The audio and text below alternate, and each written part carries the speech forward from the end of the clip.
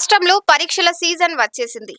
ఏడాదంతా చదివింది ఒక ఎత్తైతే పరీక్షలు రాసే సమయంలో చదవడం మరో ఎత్తుగా హైరానా పడుతూ ఉంటారు.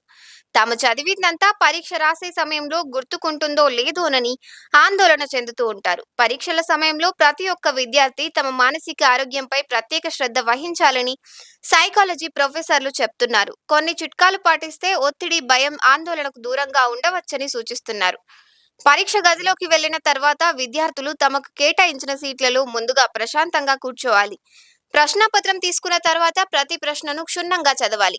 ఆ తర్వాతే రాయడం ప్రారంభించాలి. త్వరగా సమాధానాలు రాయాలనే ఆరాటంలో చాలా మంది తెలిసిన ప్రశ్నలను కూడా అసంపూర్తిగా రాసి మార్కులను కోల్పోతూ ఉంటారు.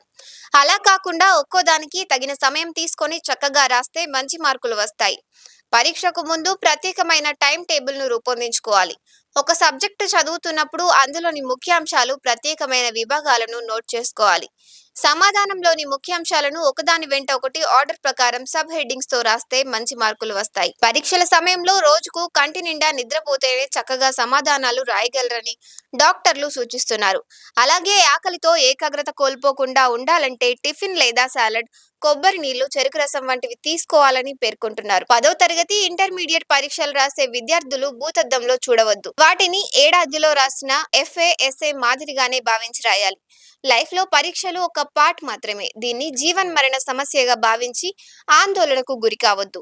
పర్సెంటేజీలపై పిల్లలకు టార్గెట్ విధించకుండా తల్లిదండ్రులు వారికి మనోధైర్యం కలిగించాలి. ఇలాంటి మంచి వీడియోల కోసము తెలుగు గలమును మీరు లైక్ చేయండి, షేర్ చేయండి, సబ్స్క్రైబ్ చేయండి, కామెంట్ చేయండి, 10 మందికి తెలియజేయండి.